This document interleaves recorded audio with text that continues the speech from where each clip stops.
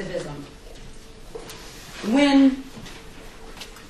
When you all hear of positivism first in your academic experience, it probably should have been when you learned about functionalism.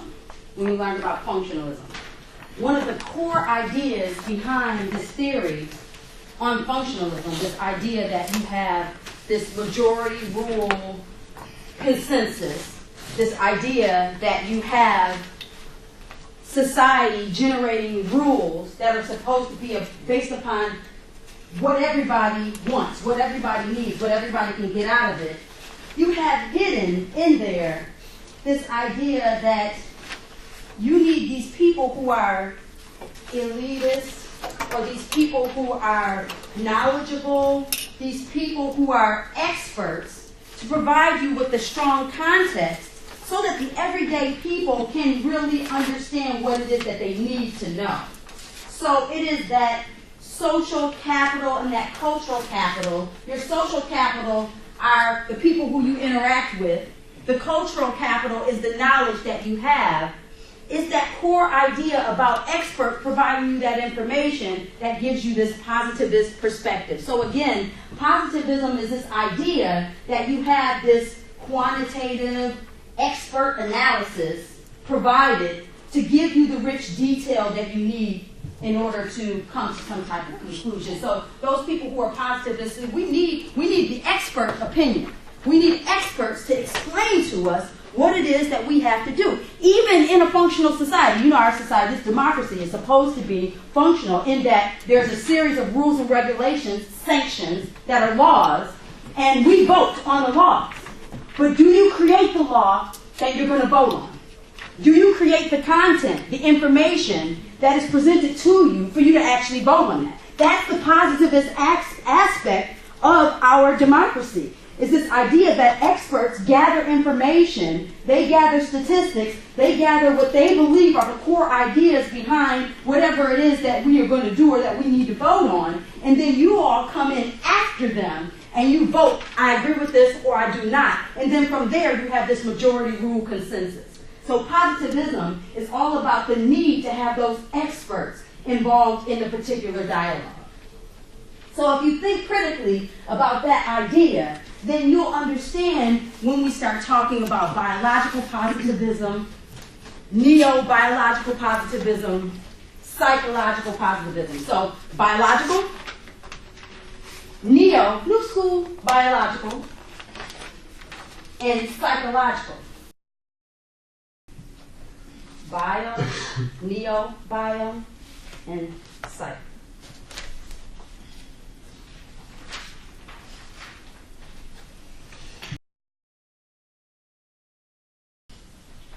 Core ideas. Oh, some of you know this. What is an atavist? Activist. Do you remember? You remember? It's okay. Born criminal. Born criminal. Biological. So now think about this. If the expert tells you that there's a certain criteria that one would assume in order to be characterized as a born criminal, then that's biological. Because there are some biological characteristics that folks have during this time. And this we're talking about 1853 through 1909. Now the theorist that I'm referring to is Lombroso. Seriously. Because what happens is we have these characteristics. This is social Darwinism. Only the strong will survive. On a micro level, there's some individual characteristics that people have, and if you look a certain way, if you live in a certain community, you know, this is moving on throughout time, you know, if you practice certain cultural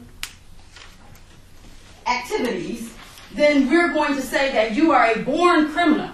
You were born into the position of being a criminal because of what you look like, because of the way you walk, the way you talk. All of these things help us determine biologically who's going to be a criminal. Now, before we have our genetic fallacy, before we figure out this idea that, you can look at DNA and you can look at gene pools and actually realize that people who look a certain way aren't animals or monkeys or monsters, before we figure out that, this genetic biology is false, we can use psychology, we can use biology, we can use social theory to demonstrate this idea that certain people are activists, born criminals. And so imagine what it's like to fit into a born criminal category, where the moment that you step into the room, the moment that you're born, you come out of mommy, criminal, you didn't even do anything yet. You didn't even practice social learning theory. You don't even know how to talk. And you are a born criminal. Social Darwinism, only the strong will survive. So if we can use biology connected with our social theory, if we can use biology to prove that a certain group of people are not a part of the strongest group, that they are weaker, that based upon a hierarchy, they're on the bottom, and that nature of them being on the bottom means that they're actually criminal, then why would we need a strong policing system? Why would we need to focus on rules and regulations when we already know who did it? I know who did it. You did it, because you look like you do something like that. So, obviously, a certain group of people in society are in trouble at this point, right? Who are those people? We're not going to talk about that. So, next. Ferry, F-E-R-R-I. Here we have 4 types of criminals. And this is, we're stretching it out a little bit. So we start off with social Darwinism, okay? So we're starting off with Lombroso. We're starting off with this biology. We're starting off with this idea that the experts determine who is nuts or who's criminal. And then now, we are not just going to say that we have these biological characteristics. Now we're going to say we got 4 types of criminals. We have one type of criminal that is insane, one that is a born criminal, another group that occasionally are criminal, and then the last are criminals by passion. By passion. So that group, they're going to follow a rational choice theory. And there's going to be something that motivates them to commit crime. Not just because they're born that way, but because they feel so passionate about something that they're going to break that sanction. They're going to break that law. They're not just randomly engaging in crime because something happens. That's occasion, right? But they are passionate about something, and they know exactly why they're breaking the law, and they're doing it for a specific reason. So let's just talk about the core emphases of positivism before we move forward. Because now that you understand biology, now you have a context. Now we want to talk about some core ideas. And this is what we did with rational choice theory. We started off with an example just to get your feet in the water. And then we kind of stretch it out so that you can see this nice umbrella. So let's form our umbrella. First, we talked about this a little. The consensus worldview. The idea that the majority rule is going to create a consensus. So the basis of functionalism. Second, we're going to focus on the actual criminal and not the act that they're doing. So we're going to focus on the person and not exactly what it is that they're doing. We're going to focus on the individual characteristics here. What is wrong with this individual? How do we understand this person with regards to what they're doing? So we're not going to focus on something like, social disorganization. We're not going to focus on the community. We're not going to focus on structural challenges. We're going to focus on this particular individual, this person. What is wrong with this person? What's wrong with this person? Because I understand that mostly, all of these people in here are sane and they're rational thinkers. So if somebody does something wrong, it has to be something wrong with that individual. Next. Having faith in the scientific expert. The expert knows best. Can you see right now how you could be a positivist thinker? If someone asks you to go to the hospital to check yourself out, and that doctor gives you a prescription and tells you that something is wrong with your body, are you going to take the prescription and know that that prescription is going to make you feel better, or hope, or truly believe that that prescription is going to do something about what's going on? Are you the type of person who's going to say, okay, well, the doctor said that I have 4 days to take this antibiotic, so I know that I can start my paperwork on Friday, because by Friday, at least 2 days after I start taking it, I'm going to get better and I'm going to be back into the swing of things. So I'm going to create my schedule this way because I know that by the time I take this antibiotic, I'm going to be ready to go. Because you feel like you're a naturally healthy person. You feel like whatever this challenge is, or whatever this problem is that you're going through, whatever this virus is that's going through your body, that prescription that you get is going to address this one issue, and then you're going to be able to move forward and keep going from there. That's one of the core ideas behind positivism, is that you're a naturally healthy thinker, you're a human being that's following rules and regulations, and you're able to coexist in society, but that expert is going to give you an ingredient that you need to have to make your day work better. So you're going to trust that expert. You're going to trust into that expert because that expert is going to give you something to make things better. The expert is not going to spoil your day. They're not going to be like the rotten apple who spoils the bunch. You know who's the rotten apple? The non-expert. That's the person that's going to come in and ruin everything, the dummy. And that's who you're going to beware of the dummy on a regular basis. If you're a positivist thinker, you're not worried about how the teacher is going to impact your day. You're worried about that person in the classroom that's talking and disrupting the class. You're worried about the non-expert. You see how that can work? That's a real life application. So some of you are really, really positivist thinkers, but because when people introduce positivism, sometimes they do it from like this functionalist perspective, where it's like, oh, you're conservative and you have to be conservative, and conservatives, and they give it a negative backlash, like a conservative does this and a conservative does that. That's what you see sometimes, when people want to attack a certain perspective. But there are elements of positivism, conservative philosophy that are strong, positive, necessary, great. Now, there are flaws with every single thing that we talk about, but there are ways that you all can fit into this positivist frame of mind, and it's just a rational way of understanding the world. Somebody tells you that this is the right thing, you've been fed this. Society feeds you this idea that the expert is going to give you the right answer, and most of you drink the Kool-Aid. Criticisms. First, people do not like the idea of connecting genetics to their capacity to be criminal or non-criminal. Most people in our society, they want to be viewed independently of their family members and their parents. Now, of course, if our family members are doing well, we want to engage in social learning. We want to watch what they're doing. We want to follow them. We want them to teach us something. But when we're capable of doing something, we want to believe that it's our free will and our ability to do that allows us to progress.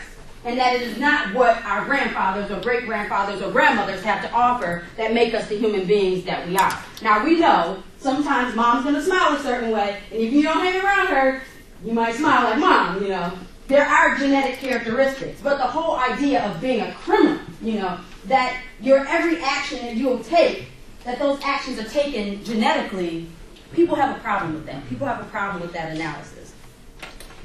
Why? Because you ignore social factors. Because you can have two children. You can have a brother and you can have a sister.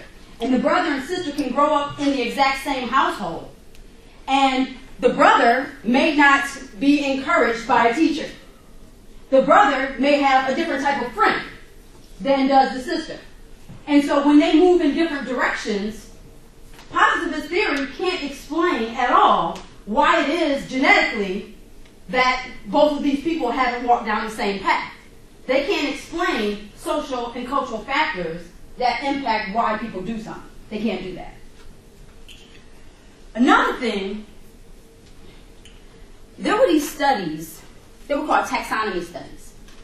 And the studies looked at genetic characteristics. They looked at things like the sizes of the brain, the shape of the skull. They looked at, body, how your posture. They looked at different studies on posture.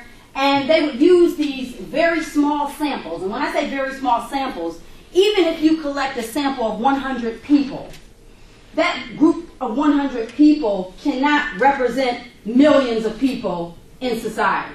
So even if you do a study of 100 Mexican American families or 100 African American families, the findings that you get cannot explain 1 million families. So they use these small samples to come up with these very intelligently written scenarios about genetic deficiencies. And then you all drink the Kool-Aid. So they tell you, this group of people, they have a posture issue, so they should be maids, and they should clean up. And because they were made like this genetically, because their backs are like this, that means that we should give them the jobs where they have to clean things that are on the floor. And you know what you all say? That does make sense, you know.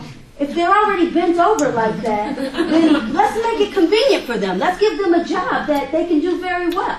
You know, why have someone else who stands up like this? We can have them clean the windows, you know. But these people are made like this. Jesus made them like this, you know. Muhammad made him like this, or whomever. Zeus made him. I don't know. You know. And then people say, oh, that makes sense. Yeah. Let's make sure that they don't get any Social Security. Let's give them these types of jobs so they can't receive any benefits.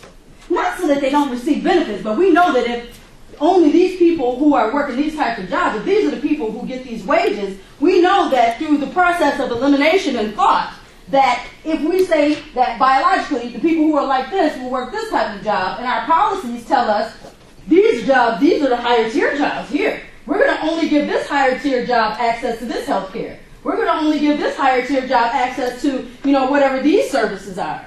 So unconsciously, we followed these biological theories, and what it did was it created an even stronger hierarchy because our economic system was designed a certain way, and we came up with biological explanations that threw people in certain boxes and stopped them from being socially mobile. But we didn't do that on purpose.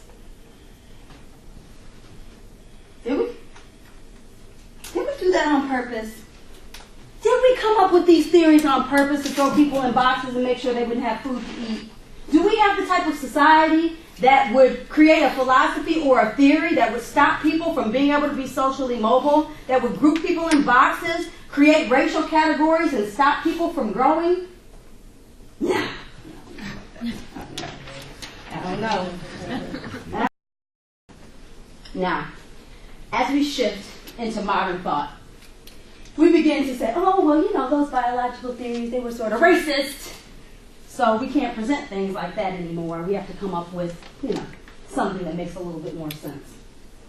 People do say that. They're saying that. They're saying, okay, if we think this way and we don't have large samples, and people are now able to generate large samples because we have the technology, we have the facilities, we have the ability to look at DNA tests, and we know that based upon our DNA, that color of your skin, there's no connection between intelligence and the color of your skin. Everybody in here is a human being. It's true. It's true. People thought that people who belong to minority groups, that those people were descendants of apes and monkeys, and that the evolution process didn't work out so well for them. That they evolved a little bit slower than everybody else. And that's how they justified distribution of jobs, distribution of labor. This is the information that was written in this particular theoretical framework. Positivism. Well, I don't want to teach you. Because what happens is, when you start teaching people this stuff, then they take the current theory and they start to connect some of the ideas, and then it comes back, and you bring it back, and people start saying, well, maybe there is an evolution problem, because such and such is a little slower than everybody else, and then we start, making these connections again. That's what happens. Everybody understand that that's what happens? You get something out of the textbook, and then somebody brings it back, and then they start to connect the information to other ideas, and then you end up seeing it in the books again. And so then that's what happens. We see it again. And they begin to connect environmental factors. So they start to talk about biology, and they talk about, not necessarily genetics, but they talk about family trends. And they talk about how, biologically, we can have things like lead, mercury, and other poisonous substances, and how those things can affect human behavior. And how if a mother has those particular chemicals in her body, and she produces a child, that can affect the brain and that can affect the body. So we come up with other ways to use biology to explain and describe different deficiencies, because if you have a lead deficiency, that can impact your ability to think rationally and make choices. It can affect your thinking processes. Be careful of that, you know. We live in these communities and sometimes we don't check things like lead, and we don't know how that can affect the baby, you know. And the baby can get lead poisoning. It can be poisoned with lead very early on, and you don't start to see the challenges and the problems until 3 and 4 years later. So exposure to environmental factors, that's another way that we look at biological positivism. And we look at chemical dependency. And we look at these things and we see how they can affect the child. Drug use, drug abuse, narcotics, how those things can impact that child and create a biological connection. Because if you have something going on in your body and then you birth a child, then that child will then take in whatever that is, and that will affect that child. So this theory has lots of power in sociology, in psychology, in the study of criminal justice. It's not just about the old school version of biological positivism. Just because I told you something that you may not have agreed with, I don't want you to take the theory and just throw it in the trash. Can't do that. You have to look at it holistically, and you have to look at what those contributions are. Because even though it created a lot of chaos, there's still a huge value, huge deal of importance. So that's what also happens in the study of juvenile delinquency. Sometimes somebody will get a bad rep. The name of the theory will get a bad rep. And then they're coming in now and they're introducing something that is valuable, something that is of quality, and it takes a long time for people to buy into it or take it in because it caused problems in the past. So I'm telling you now, disregard what we talked about with regards to social Darwinism, disregard that and think critically about how we want to think about our babies, how we want to think about children, and how we want to understand how environmental factors can impact those children biologically. It can impact the children. So don't throw this theory out. Is everybody with me? You're not going to throw it out. You're going to understand everything. You're going to understand the transition over time and what that means for juvenile delinquency. Just a couple of funny things. Want to have fun for a few seconds? Yeah. Okay, there is a theory called Twinkie defense. Sugar consumption is a causal agent of crime. It's called the Twinkie defense. So, you know, if you do something wrong, you can just tell somebody, you know, I'm going to plead the Twinkie defense because I drank this sweet tea. You got to be crazy. You know. Another is, ladies, you'll love this, PMS syndrome. Yeah, that works. and it's called reduced mental capacity. Yeah. So, you're all laughing, but these things, people document this. You know, what are the causes of criminal behavior? Biological causes, the Twinkie defense and PMS syndrome have been used to explain and describe. Guys, that's not for you to use. Don't tell somebody. You can think it if you want, but I'm warning you. Do not leave this class and say, you know, Mom, I think you have PMS syndrome. Don't do that. Don't do that. Don't do that. But you know, this is well-known stuff. This is serious. So here is the history of treatment. Okay. So the first part, this part, you may or may not agree with this. It doesn't matter because you're going to take it in. Prefrontal lobe lobotomies. They were destroying the portions of the upper frontal lobes of the brain to do studies on, you know, thought processes, what the capacity is of individuals to think critically, looking at distinctions across race, class, and culture. Is there a connection between intelligence, the shape of the brain, biological characteristics? Next, psychosurgery. This is when you start to alter brain tissue to get an idea about personality and behavior. So now we want to see if we could actually change someone's personality or behavior by altering tissue. Now, this, you know, again, we start off with these certain aspects of this theory, and it's kind of fuzzy as to whether you want to buy into it or not. But then you start thinking, in the 1930s and the 1950s, we're starting to treat the mentally ill a little bit differently. Before the 1930s, we had mental hospitals. We chained them up. We locked them up in beds. We put them, we confined them. We didn't spend lots of time developing medicines to assist them, to help them live with everyone else.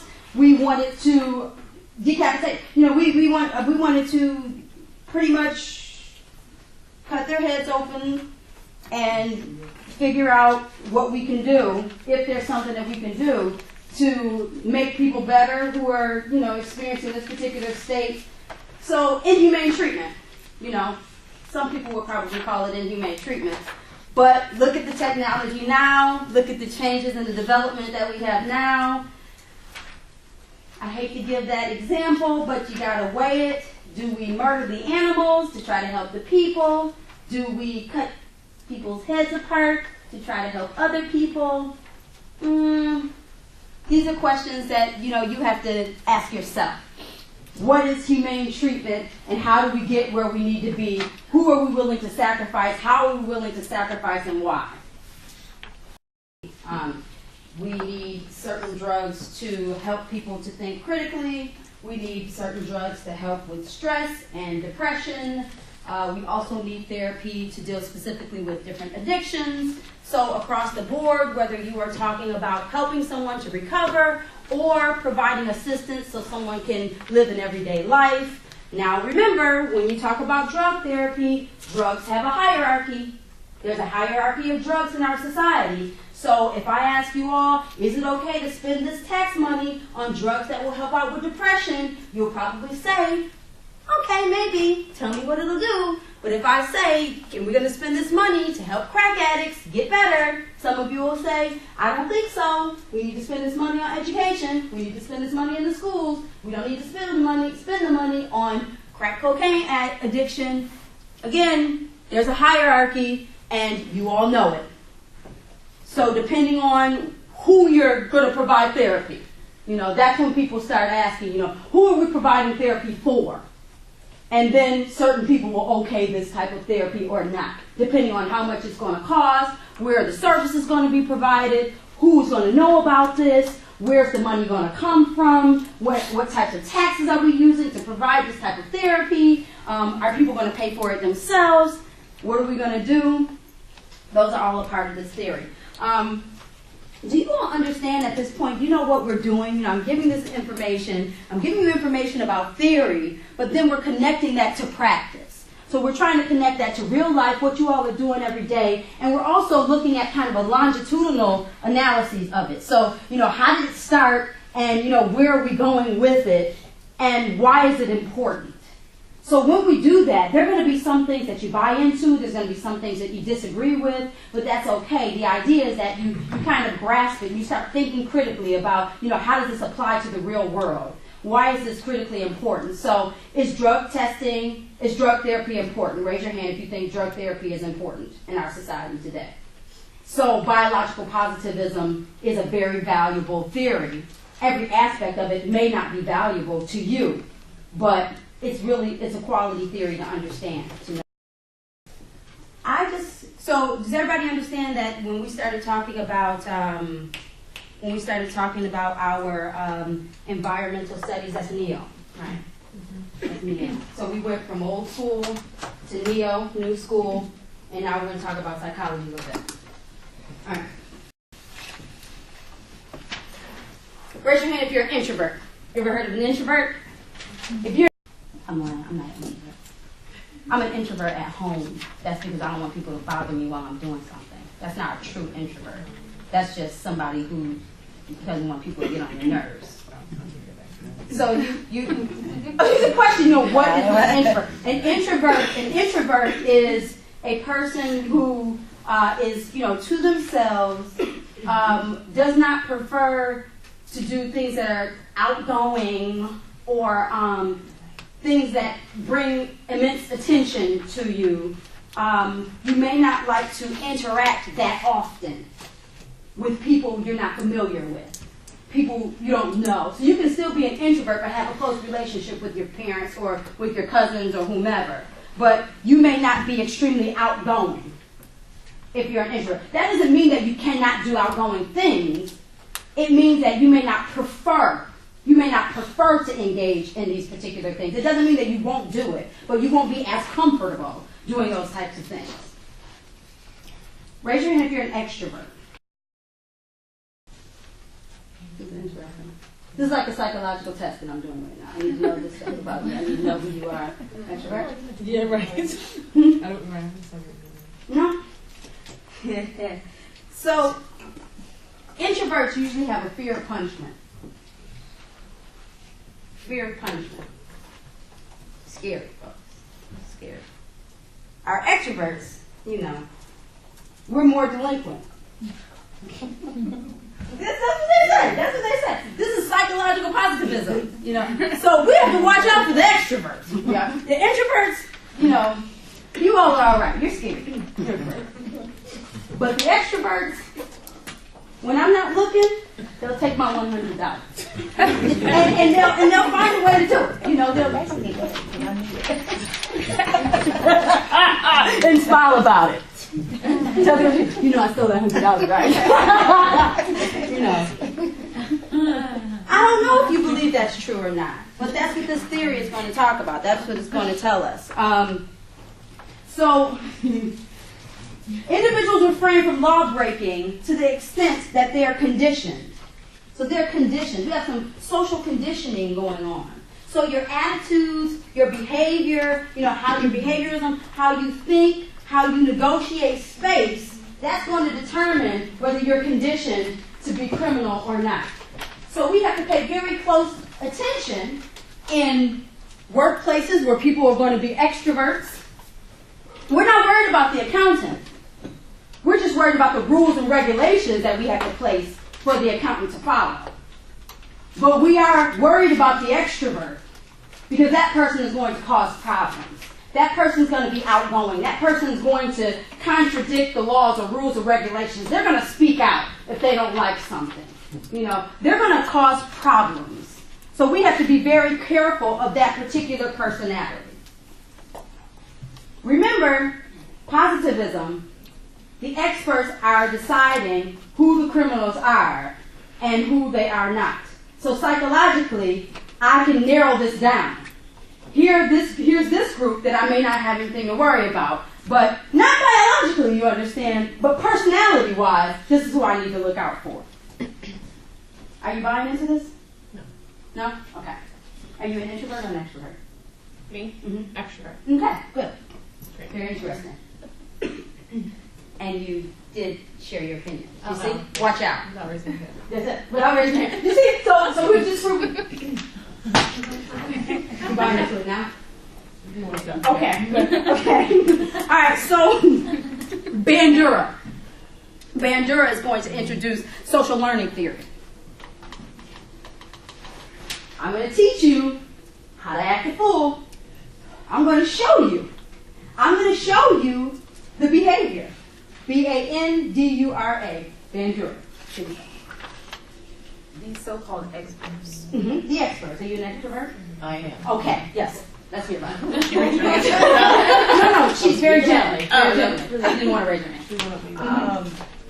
This is my take on this. Mhm. The expert, were they an extrovert or an introvert? And if they were an introvert, how can they go about an extrovert? How can they? So these are based upon sociological studies. And sociological studies deal with patterns of behavior in groups of people. So even if I am an extrovert or an introvert, I have to have enough people in my study population to prove that this information is valid or invalid. Now, I know who I am as a theorist, you know, as a person who is writing information, and I know that there's going to be bias in whatever it is that I'm talking about because I already have an idea in my head of where I want to go with this. But no matter who I am, I still have to provide proof. I still have to provide some type of data. Remember, with positive studies, sometimes the data sets weren't as large as they needed to be. Not all of them, but some of them weren't as large as they needed to be. But there was enough information to get you all to buy into it. It was very quick. She just bought into this in 15 seconds. And I didn't even do anything. I didn't even coerce her. I didn't give her a pumpkin seed. I didn't do anything. It was an example that she set for herself, and she bought into it, and I only needed one sample. Let's go back. Bandura, social learning theory. Social learning is also differential association, but it's a different type of social learning. So when we go over some of the concepts, you're going to see some overlap, but you have to know the difference between a learning theory that is psychological and then a learning theory that's based upon community and interaction. Is everybody with me on that?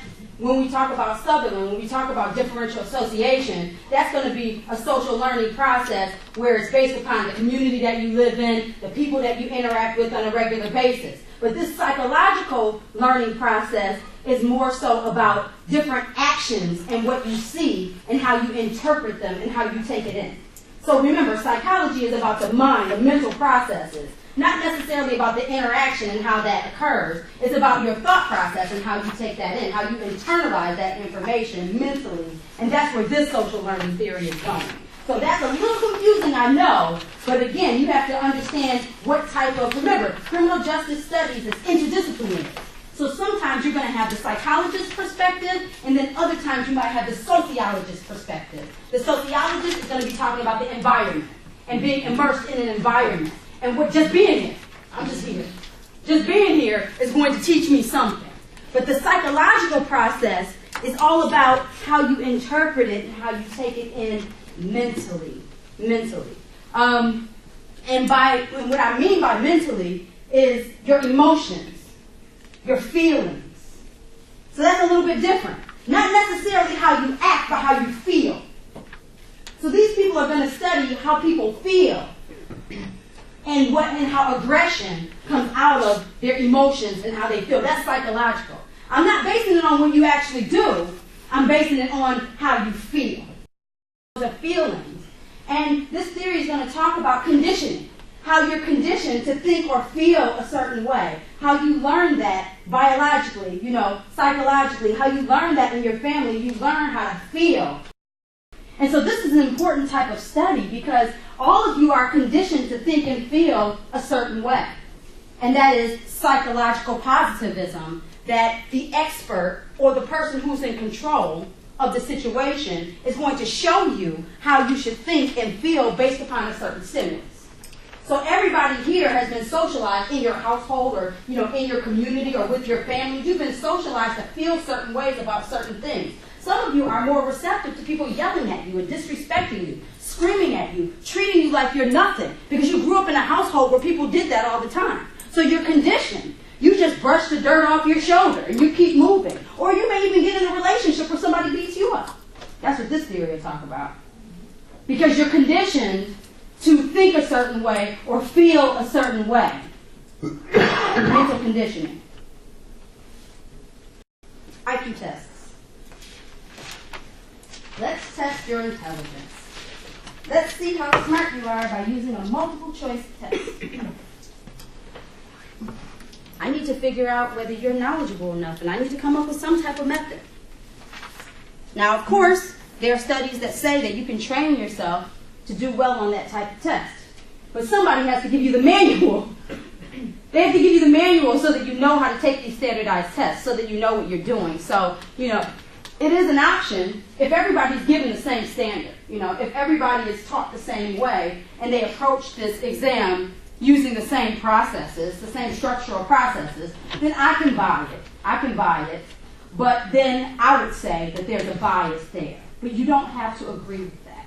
You can truly believe that an IQ test is a proper way to test someone's intelligence. Because the idea is that you get an outcome.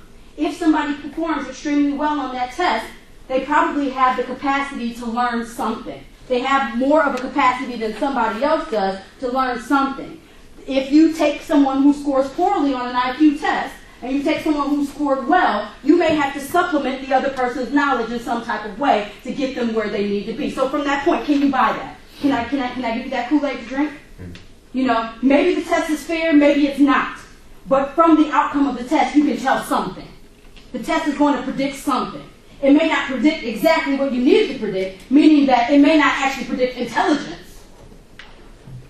but it's going to tell you something that you need to know with regards to how you interact with this particular person.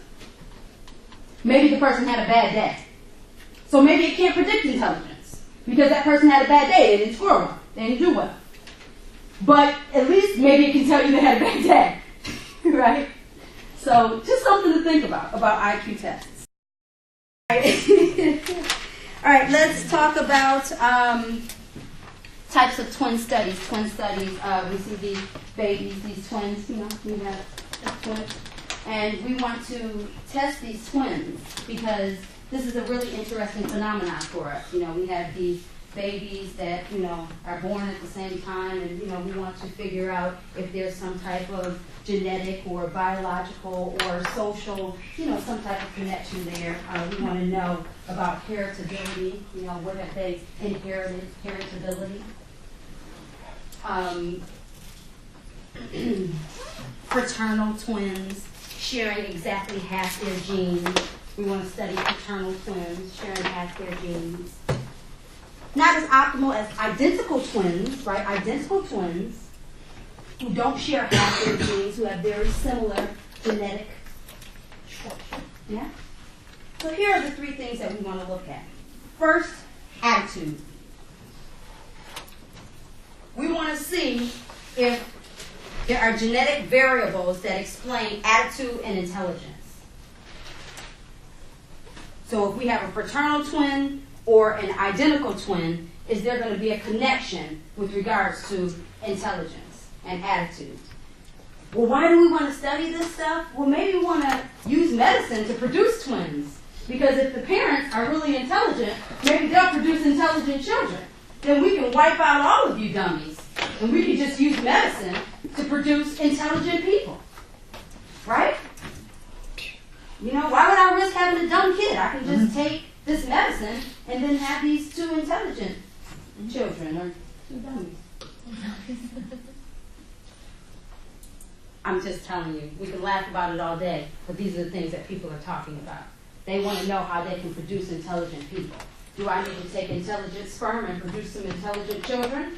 Will that work out? I really love this guy. He's not too smart. Let's go to the sperm bank. You never know. You never know. I don't want yours. I met his dad, his uncle. So we need to know if there's a genetic connection. You all are laughing, but this is serious. What is it the way I say it? I don't know. This is serious business. We have a mode in the United States and in the world abroad where we want to produce intelligent people who look a certain way, who walk a certain way, who talk a certain way, because we want to keep certain people in certain communities, and we want to keep certain people in certain jobs, and we want to keep certain people who have a certain amount of power in that same level or in that same rank, so that we're comfortable, so that we feel safe. And as long as we have these biological theories telling us what those characteristics are, why not have twin studies? Why not? They all align. It all makes sense. It may sound like rhetoric and nonsense to you, but we have a serious power structure going on over time in the United States and abroad. And those theories show us that, and they explain that. They help us understand why we're looking at these things and why are these things important. Who are the criminals? Well, if we can't use a genetic study to explain and describe who the criminals are, let's find another way. And they're constantly trying to see who the criminals are. What communities do they live in? How do we explain this behavior? How do we explain this conduct? This is what we're going to be talking about for the next 2 weeks. How do we point out the criminal? Do we do it using a biological method? Do we do it thinking about something that is psychological? Or do we look at smaller groups like twins and figure out how we can derive of intelligence? How can we use genetic models to figure out whether somebody's intelligent or not? Didn't you just learn about that 25 minutes ago? Think about the connections. There has to be some type of validity, some type of reason why we're doing this if it keeps popping up in these different studies. Theory of mind. So now your mind, here we go. We're talking about beliefs, desires, what you want, what your passion is about something. So are twins going to have the same passions? Are they going to enjoy the same things? Like the same foods? Are they both going to be introverts? You know, is it going to be an introvert or an extrovert? We want to look at those types of things. Last, environment interaction. Environment interaction. So, genotype. Genotype. If, for whatever reason, I put one child in one environment and I put another child in another environment, are they going to behave or respond differently? Or are things going to be the same? Remember, theories like social learning theory, differential association, right? Looking at the environment, looking at the community that somebody grows up in, and thinking critically about whether community can actually change a person, or if people have this natural, genetic, inherited behavior that they're going to act out no matter what environment you put them in. So this is really important for adoption studies, right? Because we need to know if the setting is going to change the outcomes for that particular child. Different reasons why we study adoption. Adoption studies. The first, schizophrenia. Schizophrenia. We want to know if a child is going to be at risk of disorders. So if the family environment that we put them in is going to make them be at risk of having a disorder. So again, remember when we talked about our twin studies, we talked about whether people had this natural type of behavior that they would engage in. Was it natural, or did the environment impact their behavior? So we really want to know, if we take these children away from their biological parents, is that going to cause them to have a personality disorder? Are they going to not be able to balance what they would learn from their birth parent as compared to this new parent? And are they going to be mixed up and not know who they are or what they need to do? So is adoption going to generate some type of schizophrenia where the kid is unstable and not balanced because you move them out of their natural environment? There are strong implications for this type of adoption study for people throughout the study of sociology and juvenile delinquency. You know, think about it. If we're just talking about adoption, remember, whenever somebody does a study, another person can take that research and then take that information and cite it and then take it to another level. So if somebody actually says, okay, if you take someone out of their natural environment, there's a slight chance that that person can be crazy, then that opens up the door for the possibilities of taking somebody out of a lower income community and putting them into a more stable community or an upper echelon or upper class community, and hoping that that change or that transition will help them. That also affects studies on environment conditions and thinking critically about, you know, if you pour money into this particular community, is this going to help people or is it going to make them go nuts? So if a very poor person wins the lottery, are they going to go kill themselves because they can't handle the change, the opportunity, what they have access to that they didn't have access to before?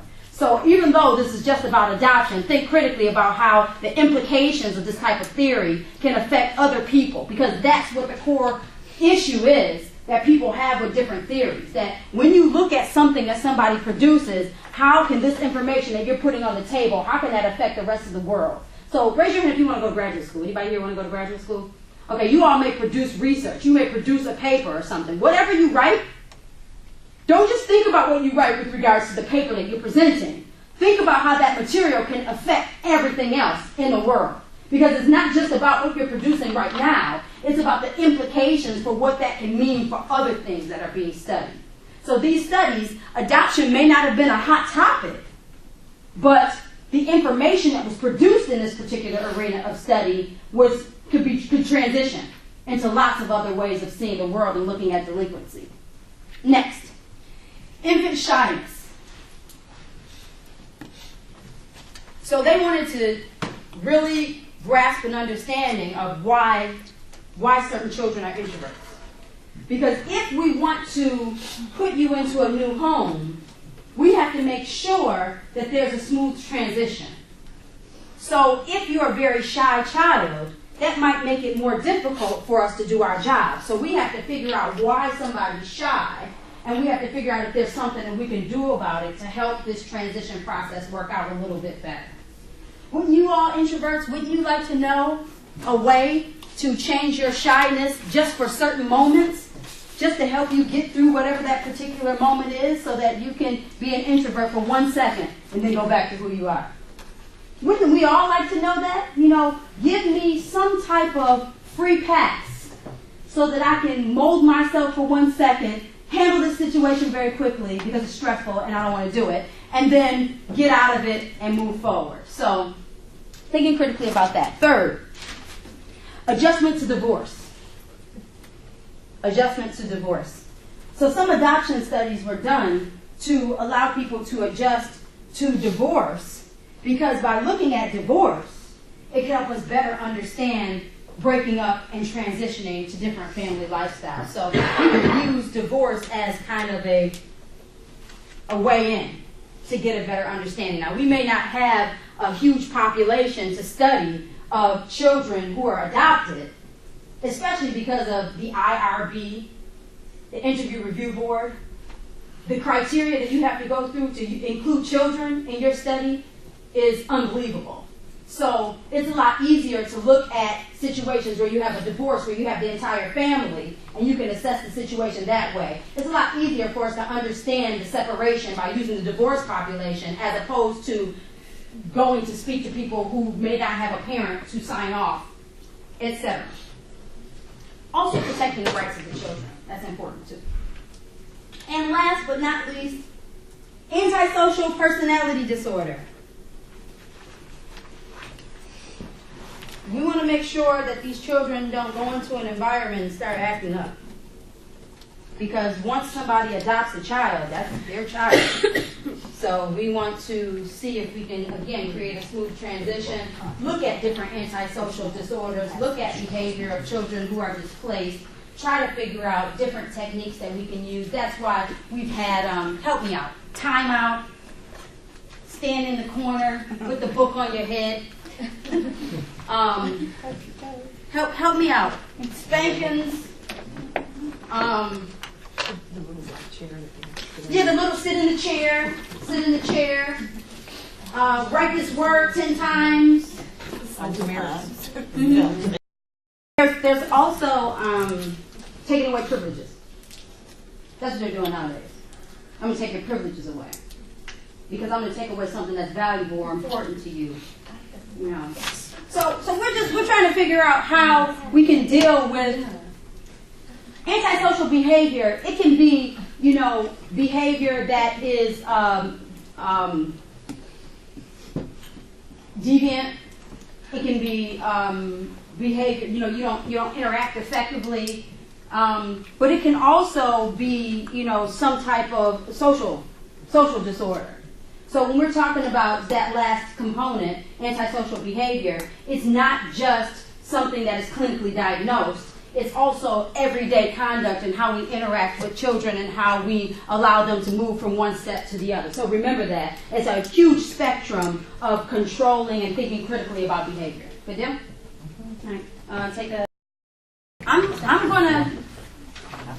gonna try to get through as much of this as possible, and what I've done is just try to go through and just give a general put your feet in the water idea about most of these concepts, so that when you read them you have a real life interpretation, because I think that really helps you all. Like if somebody can say, oh, this is sort of like this, then as you begin to learn the concepts and the ideas, then it helps you. So that's what I'm going to do. All right? Ready? I'm going. The first, Cloward and Owen, they're going to talk about opportunity and how if you live in a particular community and that community is not providing you with the opportunities that you need to succeed, that strain that you experience by not having those opportunities, that's going to lead to a lack of success and potentially criminal behavior, potential criminal behavior. So the idea here is to look at the structural conditions and to look at whether opportunity is available. Idle mind is the devil's workshop. You ever heard that before? Yeah. You don't have anything to do, then you may come up with something delinquent to do. Next, Cohen. This is about subcultures. This idea that if a subculture that you belong to, or that you're born into for whatever reason, if there's strain that that subculture might experience, conflict, and even like the processes of learning. So again, strain, that's frustration. Whenever you see the word strain, it means that there's some type of frustration, there's stress, there's turmoil of some type, and it's stopping you or it's affecting you in some type of way. So strain, in all these theories, some of these theorists use the term strain, comes directly from Durkheim and Merton. If you have strain, then that means that's connected to frustration or stress or some type of tension that has some type of effect. And so depending on the theory, the theorist, that's going to explain what that strain is going to relate to or the cause and effect relationship that you'll see there. All right. Delinquency and drug use.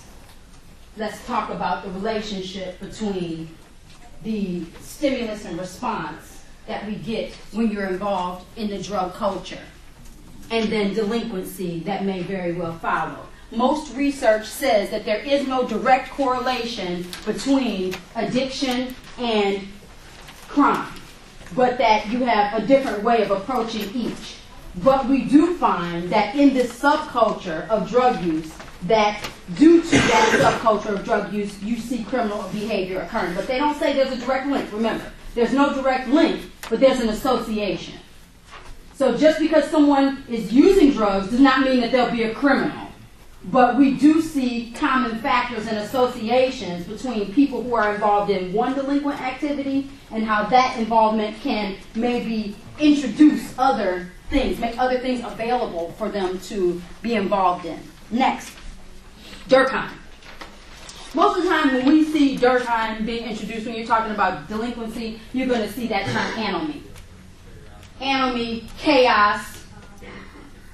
When we have a set of norms and we don't know who to apply those norms to or what to apply those norms to, there's a situation in our society where we have rules and regulations, but people don't really understand those rules. They don't know what it is that they're doing. They don't know how those rules apply to them.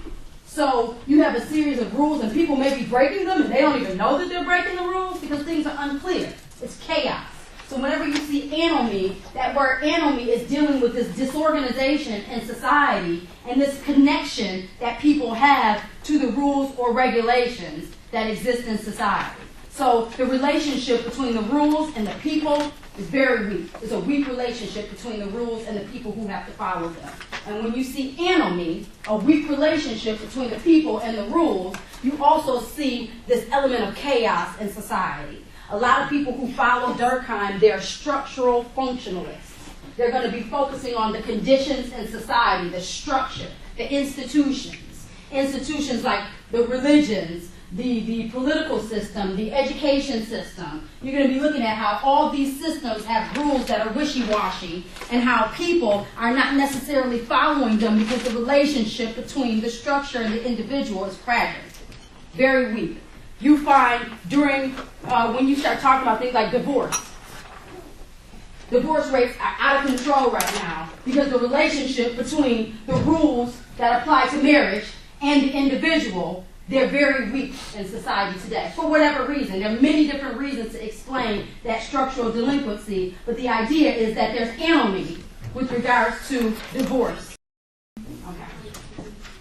Sutherland, differential association. I'll talk to you about this a little bit, social learning theory that relates directly to sociology, to patterns and relationships, social relationships. So social learning theory, if you teach a baby that they need to respond to a negative attitude by flipping someone the bird. So if you constantly flip a bird to your partner, to your dating partner, and you show them that this is the response that you give to somebody in this situation, what are the chances that that baby is going to do that? Now, it may not be the same situation, but they understand that they've learned a pattern of behavior. And so they're going to apply that pattern accordingly. Facial expressions, attitudes, the ways that we respond. If you're a liar,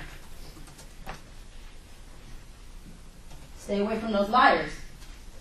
You're around somebody who's lying all the time, you're putting that lie tool right in your tool bag. That person is showing you how to do this. You hang around somebody, they're a cheater, they steal, they do things that are negative, that's social learning theory. You're going to watch them, you're going to learn how to do that, and guess what? If there's an opportunity, it's going to be one of your choices. It's going to be a choice. It's going to be an option. It doesn't mean that you're going to do it, but it means that it's an option. And you know if it's an option, it could happen.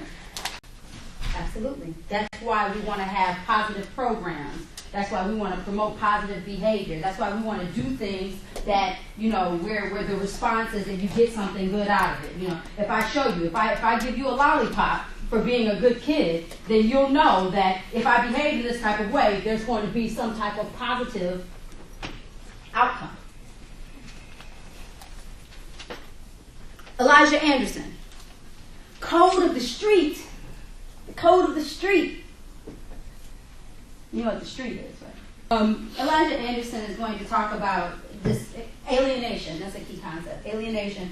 And the culture.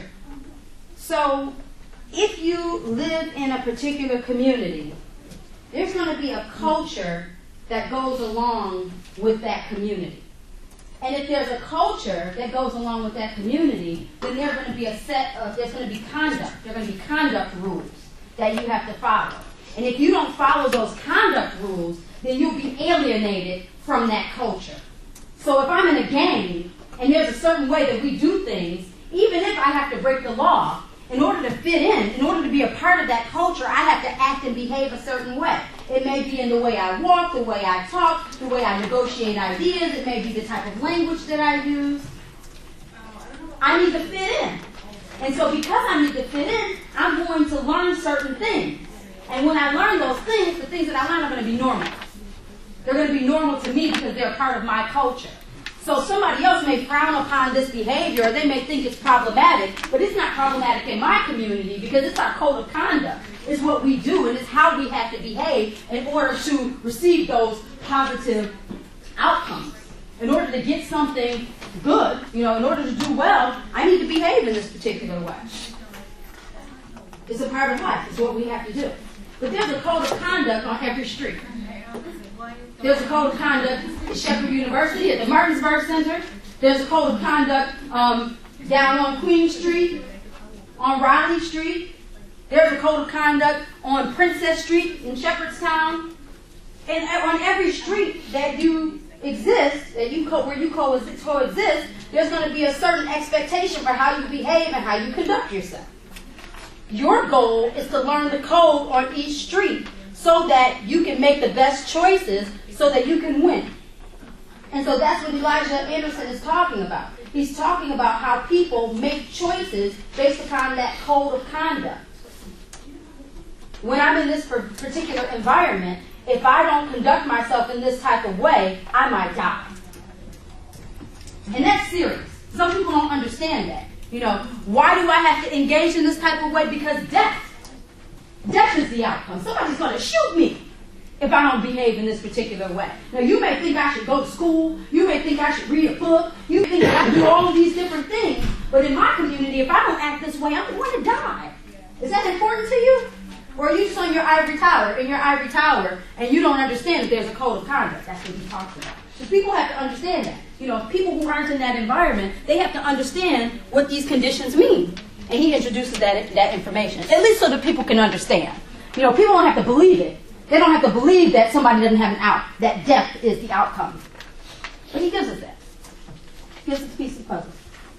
James Coleman, social capital.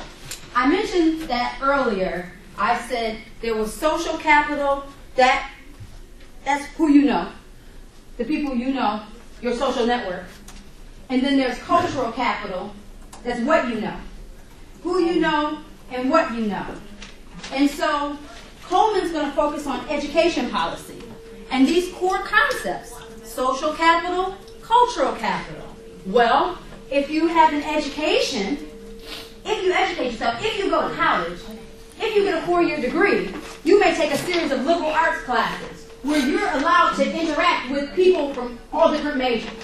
Not just the people who are going to be walking down the path that you'll walk in, but you'll interact with all types of people. Well, the goal for you should be, let me make as many contacts in these general education courses as I can, because as I build and bridge my social network, I'm going to gain time and energy.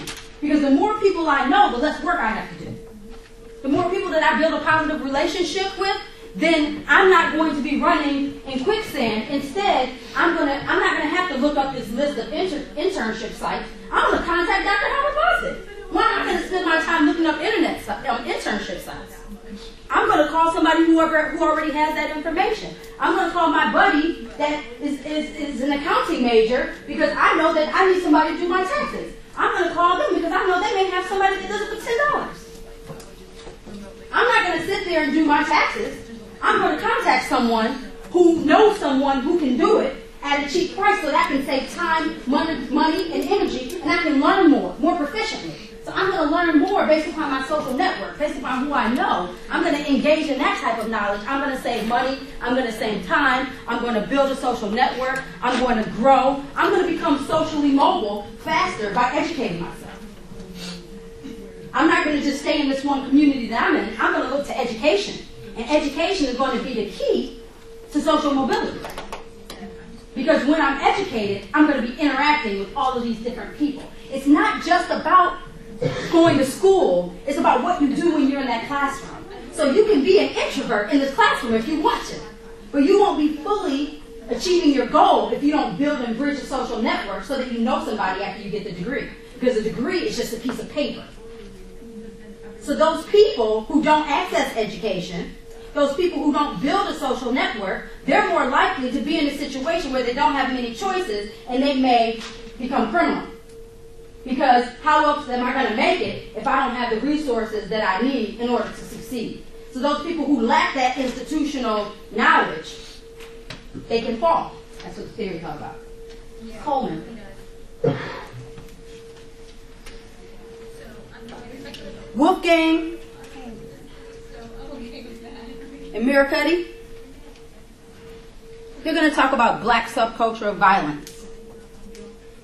This is really similar to Elijah Anderson, except Elijah Anderson is talking about conduct rules, but Wolfgang, they're a little bit more focused on biological aspects of like a biological structuralism. So being born into a subculture, being born into the conduct. That's more like you can take somebody out the country, but you can't take the country out of the person. You see, that if you're born into a culture, a subculture becomes a part of you. It becomes a part of who you are. And even if I take you out of that particular community, it becomes so much of a natural element of who you are that that ideology intersects with your choices and the different things that you're going to do. So that's a little bit different than the code of conduct, the code of streets. You see how that differs? Because now we're talking about a community being a part of who you are, like an intersection between the individual and the social norms that become embedded in their character and in their lifestyle and in their thought process over time.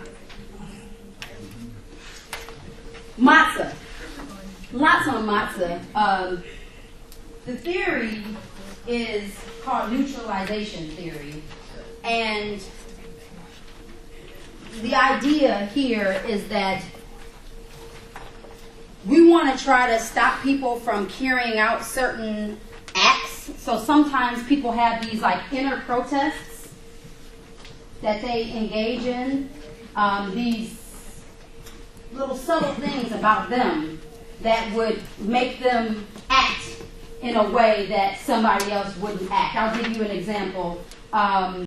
Say you do something to someone, but you want to act like whatever you did didn't cause the person a problem. So you bump someone's car. But you don't damage the car.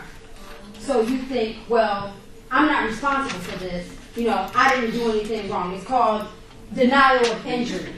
you have a certain attitude. There's something about you where you constantly, make excuses for whatever it is that you've done. And so you don't see yourself as this criminal actor because you don't want to take responsibility for whatever it is. And you may have this particular personality trait, and you may find that you do this stuff very often. I'll give you some examples. Denial of responsibility. So you might say, I'm a victim of circumstance. Have you ever heard someone say that? Well, I grew up in this particular community, so, this type of thing, this is going to happen to me. I may have to steal this bread. Next, the last example that we gave, the prior example, was denial of injury. That's when you insist that your actions didn't cause any harm to another person. Then you have denial of the victim. So they deserve this.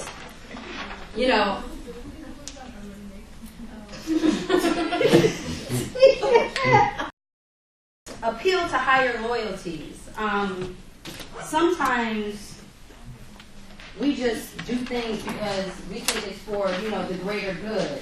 So, let's skip down to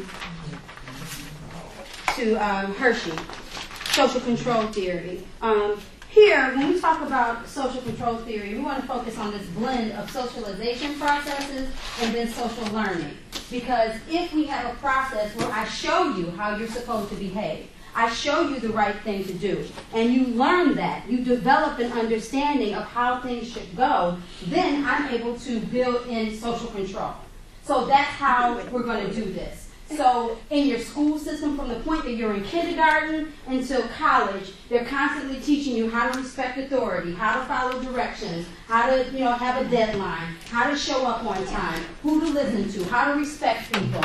They're giving you all of these things that you need to learn so that when you grow up and you're an adult, you can apply these particular principles and make good choices. That's social control. And what we want to do is we build in this social control mechanism to stop you from feeling inclined to engage in criminal behavior. So if you think this is right, if you engage in the right things,